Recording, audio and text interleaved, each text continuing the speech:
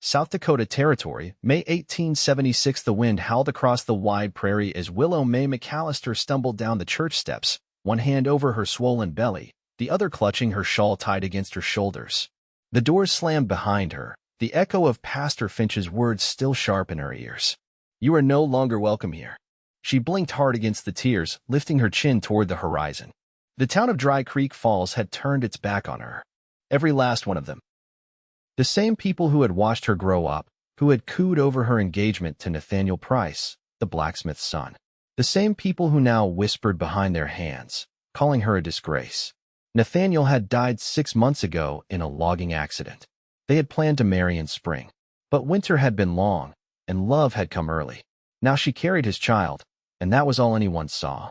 She walked out of town, past the fields beginning to green, beyond the last fence line, into the wild where the land was quiet and no one looked at her like she was something broken. Her boots slipped in the mud, and every step brought a new stab of pain low in her back, but she kept going. By nightfall, she reached the edge of the Pinewood Hills. She found a hollow near a fallen cedar and sank down beneath it, wrapping herself in her shawl. Her breath came shallow, and her heart beat fast. The baby kicked, strong and sure. "I will keep you safe," she whispered, one hand tracing the curve of her belly. No matter what. She did not see the man watching from the ridge. Ohanzee Grayhawk had seen many things in the white man's world since he left Standing Rock. He had fought to keep his people's land, only to watch it carved away treaty by treaty. He had ridden with his uncle's war party once, but saw no glory in killing. Now he lived between worlds, Lakota and settler, delivering messages, trading goods, helping where he could without choosing a side. He had not expected to see a woman alone, heavily pregnant, half-frozen, and curled beneath a cedar like some castaway fawn. He waited until she stirred before moving closer. Her eyes flew open when he stepped into view. She scrambled upright, one hand behind her, reaching for a stick. "I am not here to harm you," he said gently, raising both hands. "You should not be out here alone." Willow's voice trembled. "I was not given much choice." He watched her a moment, then stepped back. "There is a creek a little ways down. I have a shelter there. You can rest." She hesitated. Her fingers tightened on the stick. "Suit yourself," he added, turning away and walking off into the trees. Willow watched him disappear into the pines. She followed. The shelter was a lean-to built with care between two stone outcrops. A fire crackled, and a pot hung from a tripod, giving off the scent of broth. When she stepped into the light, he looked up, not surprised. He stood and offered her a blanket. "Sit. You look like you walked too far." She eased down, heart pounding. "I did not catch your name." "Ohanzee Grayhawk." "Willow Mae McAllister." He nodded once and ladled broth into a tin cup. She took it, hands shaking. They sat in silence, the fire snapping between them. Every time she looked over, he was watching her, calm and steady, like he was used to the woods, listening before he spoke. "Why were you out there?" he asked finally. "They threw me out," she said, staring into the flames. "Dry Creek Falls. Said I was ashamed of the town. Because I am not married. Because the father of my child is dead." Ohanzee's brow furrowed. "They left you alone, like this?" She nodded. "I had nowhere else to go." He said nothing at first. "Then, you will not be alone now." Her eyes searched his face, unsure she heard right. "I do not leave people behind," he said simply. The next day, he helped her build a better shelter. When she tried to lift things, he gently nudged her aside. "You make the decisions. I will carry them out." He caught fish from the creek while she rested. At night, he gave her the furs and kept to the outer edge of the fire. She noticed the way he always put himself between her and the dark. Days passed. Her body grew heavier, her breath shorter. One morning, she woke to find him carving something from wood. A small figure, smooth and rounded. "What is it?" she asked. "For your child. A toy. My mother made one for me." She smiled, and for the first time in weeks, it reached her eyes. "You are kind, Ohanzee." He met her gaze. "You are strong." She looked away, cheeks flushing. He added, "And you are not alone." When the storm came, it hit fast, thunder cracking, wind snapping trees like twigs. She woke to pain low in her belly and knew it was time. "Ohanzee," she called out, voice breaking. He was at her side in seconds, kneeling beside her. "I am here." She gripped his hand. "It is starting." He nodded, calm and steady. "I will help you." she cried out, and he steadied her, whispered soft words in Lakota that she did not understand but felt in her bones. Hours passed. The storm raged, and then crying. New and loud, echoing through the trees. She sobbed, holding the tiny, perfect boy to her chest. Ohanzee wrapped them both in warm furs, his hands shaking just a little. You did it, he whispered, brushing wet hair from her face.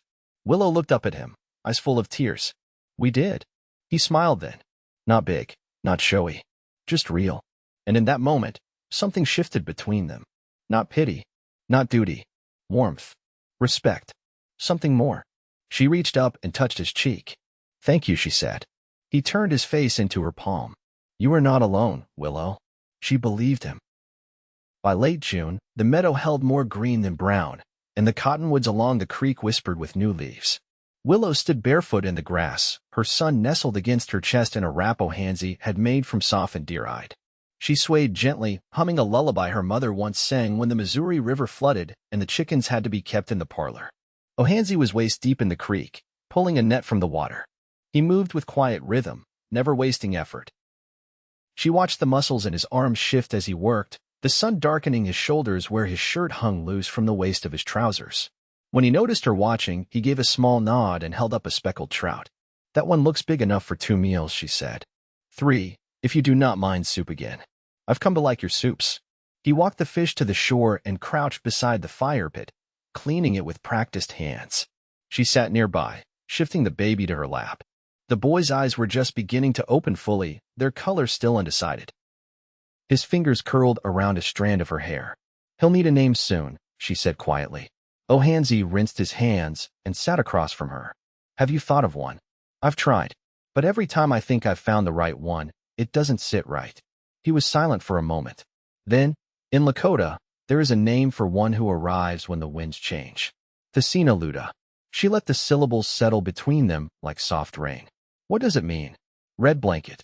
It means he came wrapped in strength at the turning of seasons. Her throat tightened. She looked down at her son and brushed his cheek. Luda, she murmured. It suits him. He nodded. Names carry more than sound. They carry prayer. She looked up. Did your mother name you? My grandmother, he said, eyes flicking to the trees. She said I was born the morning after my father didn't return from war. She called me Ohanzee because a shadow remained. Willow shifted, drawing her knees up. Do you think she was right? That the name shaped you? He met her gaze. I think it reminds me not to vanish. The baby stirred, letting out a soft whimper. She rocked him, and he settled again. The fire cracked between them, and somewhere in the trees, a woodpecker tapped a rhythm on a hollow trunk. She broke the quiet. I was supposed to be married by now. There was a dress blue calico with tiny white flowers. I left it behind. He reached for a stick and poked at the coals. Do you regret not being married? I regret not having the chance to protect him from what came after. You are doing that now. She looked at him, searching for doubt and finding none. You could have walked away from me that night. I could have, he said. But I didn't want to. The firelight caught in the curve of his jaw. She felt the quiet between them shift, not with tension, but with understanding. That night, she woke to the sound of a branch snapping near the edge of the camp. She sat quickly, heart pounding. The baby stirred in the cradle basket at her side. Ohanzee was already standing, rifle in hand, his body still as stone. What is it? She whispered. Someone watching. She pulled the baby close as he stepped into the dark. The minutes stretched long. Then a voice called out gruff, cautious. Don't shoot. I'm not here to fight.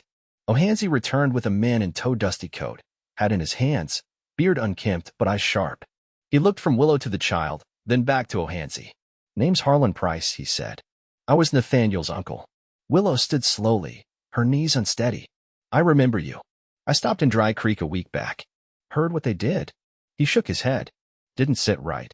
I figured if anyone could help you, it'd be him. He nodded toward Ohanzee. Ohanzee gave no reply, only watched. Harlan cleared his throat. I brought a few things. Baby cloth. Some flour. A letter from your father, if you want it. Willow stepped forward, arms tight around her son. You saw my father? He's not proud of how things went. But he's a proud man. That doesn't change overnight. I'm not asking him to change overnight. I know. Harlan looked toward the sky. I should go, but if you ever want to come back. My place is 2 ridges east of Dry Creek. Quiet land. No one to bother you. When he left, Ohanzee didn't speak. He knelt and added wood to the fire. Willow stepped beside him. You don't trust him. I do not trust men who wait until the dust settles before offering help. She glanced toward the trail. I don't know if I want to go back. You do not have to decide now. She lowered herself beside him, the baby still sleeping in her arms. I don't feel like I belong there anymore. He turned to her. Where do you feel you belong? She looked past the fire, to the trees, the creek, the blankets they had shared, the rhythm of days shaped by small kindnesses and quiet understanding. Then she looked at him. Here, she said. With you. He didn't answer right away, but his hand found hers, steady and warm, and she didn't pull away. The first frost came early. Mist clung low to the valley floor, curling around the tree trunks like breath held too long. Willow shook out a wool blanket and hung it near the fire, her fingers red from the cold. The child, swaddled against her chest, stirred as she tightened the wrap and tucked a corner under his chin. Behind her, Ohanzee emerged from the woods with a bundle of split cedar balanced over one shoulder. He set it down beside the shelter without comment, then crouched to stir the ashes back to life. Willow crouched beside him. Did you see any sign of the herd? Tracks. 2 days old. Heading west. That late already? She glanced toward the ridge. The hunting parties from the agency will start moving soon. They'll miss the trail if they wait another week. He didn't say more, only added a handful of dry grass to the coals. The flame took slowly, reluctant in the damp air. She watched him work, then said, I think we'll need another pair of hands before winter. I can bring a cousin from Fort Rice. He's young, but he listens, and he won't mind me being here. I would not ask him if he would. She nodded and sat back, pulling the baby free to nurse. He fed quietly, his eyes now the color of dusk just before rain. She studied his face. He's still too small for a journey. You think of leaving? She looked up. I think of what's best for him. And I think of what I want too. He met her gaze and said nothing. A jay called overhead, sharp and sudden. She shifted the child to her shoulder. I've never seen snow fall from the start. I always slept through the first storm. You won't this time. Her mouth curved slightly. No, I won't. Ohanzee stood and walked to the edge of the trees. She followed, the child dozing against her shoulder. From here, the land opened wide rolling grassland broken by pine spines, distant buttes rising like old bones. Smoke curled from somewhere far off. That's not ours, she said. No trappers. Or scouts. I'll check before dark. She hesitated. I'll need to go into town before the snow stays. Just for cloth and salt. He looked back at her. I'll go. I need to do it myself. His jaw shifted, but he gave a short nod. Then I'll come with you. She didn't argue. She didn't need to. Later, as the sun dropped behind the western edge, she sat on a stump, sewing a patch to the baby's wrap. Ohanzee knelt nearby, shaping a length of willow into a frame for drying fish. The silence was easy now, filled with the scratch of thread and the rasp of his knife. She said, when this is over, when the cold breaks and the land softens again, where will you go? He didn't answer right away. I was taught to move with the seasons, but I don't want to. She folded the cloth across her lap. Why not?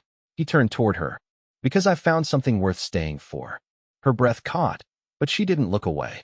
I don't need to know what it's called, he added. I only need to know it's real. She stood and crossed the distance between them. The baby slept between them, warm and unaware. She touched Ohanzee's hand where it rested on his knee. I want to stay too. He rose slowly. You'd have a hard life. I've had one. He nodded. But this one would be different. Her voice softened. Because you'd be in it.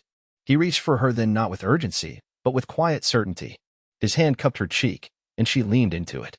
When his lips touched hers, it was steady and warm, like the long breath before a promise. The child stirred, and she cradled him closer, smiling against Ohanzee's chest. He whispered, he'll grow up knowing he was wanted. She looked up, and loved. They stood together as the wind picked up, carrying the scent of pine and snow. The world was changing again, but this time, they would shape it together. The snow came in quiet layers, each morning revealing a little more white where the grass had disappeared. By early November, the trail from the lean to down to the creek had become packed with their footsteps, the edges frozen in place.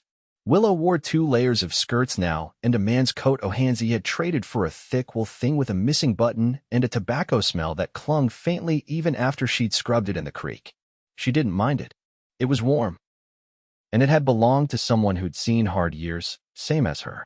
She knelt by the fire pit, coaxing the last warmth from a half-burned log, her son tied snug against her back. He was beginning to reach for things now: her braid, the laces of her boots, Ohanzee's belt knife. She'd caught his little fingers curled around a pine needle once, eyes wide with wonder. Ohanzee approached from the tree line, a bundle of dried plants tucked beneath one arm. His cheeks were ruddy from the wind, and a thin crust of snow clung to the tops of his moccasins. "You were longer than I expected," Willow said, squinting at the sky. "I was starting to wonder if you'd fallen in with a bear." "I found the last of the chokecherry bark," he said, "and wild mint. The old growth, but enough to dry for the child's stomach." She held out her hand, and he passed her the bundle. "You always seem to know what's needed before I do." He shrugged. "It's easier to see clearly when you're not the one holding everything up." Willow studied him. "Is that how you see me?" "You carry more than one life," he said. "That changes how the world lays its weight." She ran her thumb along the edge of a leaf, then looked at the lean-to. "He's been fussing at night. I think he's starting to know when we're not near." "He will learn the rhythm of your breath," Ohanzee said. "That's how he'll sleep." She didn't answer, but her hands stilled. Later, inside the shelter, she set the child in the cradle basket and tucked a buffalo robe around him. He startled, one hand flinging up, then settled when she laid her palm on his chest. "He's growing into his name," she said. Ohanzee crouched beside her, his voice low. "He's strong enough to stand storms." She turned to him. "What about us? We are not made of less." She studied his face, then leaned back against the packed earth wall. "I've been thinking." He waited. "We need something more permanent. Before another season turns.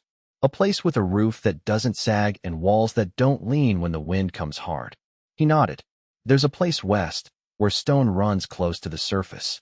I can start building when the ground softens. I want to help." "You will." She looked toward the cradle. "He'll be walking by spring." The fire snapped in the hearth, sending a flicker of warmth up the wall. Ohanzee reached for a strand of her hair, brushing it behind her ear. "You've never asked me to stay," he said. "You've never given me reason to think you wouldn't." His hand stilled. "I don't want to build this life alone," she added, voice careful. "But I also won't ask you if you don't already know your answer." He straightened his legs and sat beside her, shoulder to shoulder. "I knew it the day he was born. I just didn't have the words yet." She turned slightly, her hand resting on his knee. "Do you now?" He looked at her, really looked, and nodded. "I want to build that roof. And I want to wake with your son between us. And I want to grow old enough to teach him how to fish." She exhaled slowly. "Then you'll need to ask me proper." His lips parted, and for the first time in all their weeks together, she saw him hesitate. Then he said, "Will you make a life with me, Willow Mae?" She smiled, tired and sure. "Yes." The boy stirred in the cradle. Willow rose and lifted him, settling him against her chest again. He blinked sleepily, one hand reaching toward Ohanzee. "He already knows who you are," she said. Ohanzee placed a hand on the boy's back, his fingers splayed wide. "Then let's give him a home he can belong to." And together, they stepped outside as the snow began to fall again, soft and steady, covering the earth like a promise kept. The morning light filtered pale through the pine boughs, frost tracing the edges of every branch. Willow paused on the path above the creek, her breath rising in clouds as she listened to the axe ring in the distance.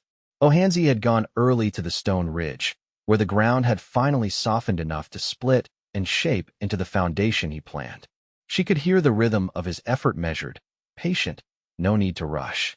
She adjusted the boy on her hip. He was heavier now, all solid legs and curious eyes that watched everything as if taking inventory of the world. He reached for her braid, but she gently caught his hand and kissed his fingers. "You'll see it, little one. A home from the ground up." She walked down toward the ridge, careful of the slick frost beneath her boots. When she reached the clearing, Ohanzee looked up, sweat beading near his temples despite the cold. His shirt sleeves were rolled, and the morning wind tugged at the ends of his hair. He leaned on the handle of his axe. "You walked all the way down?" "I wanted to see it start." She shifted the boy higher. "He should too." Ohanzee looked at the child, then knelt and opened the leather pouch beside him. Inside was a piece of flat stone, newly carved. He held it out to her. "It's for the threshold," he said. You should place it. She took the stone. Along its surface was a simple carving, a braid of 3 strands circling a sun. She traced it with her thumb. It's us, she said softly. He nodded. She knelt and pressed the stone into the earth, just where the door would someday open. The boy squealed with delight, reaching toward the shape. Ohanzee said, he'll cross it every day? He should know what it stands for. She stood and looked at him. He already does.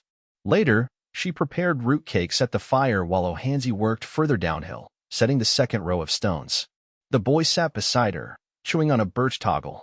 She watched the way his eyes followed the movement of birds overhead, his gaze sharp and unafraid. A shadow moved from the trees near the trapline. She turned, hand instinctively going to the child, but relaxed when she recognized the figure. Harlan Price approached with a pack slung over one shoulder. His beard had been trimmed, and his coat looked newer than before. Didn't think I'd find you this far out, he said, glancing at the half-built foundation. Most folks don't, Willow replied. He crouched beside the fire. Brought some things from back east. Your father sent them. She looked at the parcel he unwrapped, a tin of honey, a woven blanket, and a wooden rattle carved into the shape of a fox. He made that, Harlan added. Said your mother used to sing about a fox by the river. Willow took the rattle, turning it in her hands. He still won't write himself? Harlan shook his head. But he's listening more than he used to. He said he's not proud of the silence. That's a start. She didn't answer right away. Then, tell him we're all right. And that I forgave him weeks ago. Harlan stood. I'll ride back before snow sets in. You need anything else? We've got what we need. He looked toward the creek. That man of yours, he's steady. Quiet sort. Looks at you like the world could fall apart, and he'd still be standing there. It could, she said. But it won't. After Harlan rode off, she sat beside Ohanzee again, watching as he laid the final stone of the day. His hands were raw and cracked, but his movements were sure. She said, he came. I saw. He brought my father's work. Ohanzee didn't turn. You still want to go back? She stepped toward him, placed her hand on his back. No, I want to go forward. He turned then, and for a long moment they just stood together in the cold light, the wind lifting strands of her hair between them. He said, when the walls are up, we'll hold a feast. Just us. And we'll tell him, he glanced at the boy, that this place was made with his breath in our lungs. She smiled.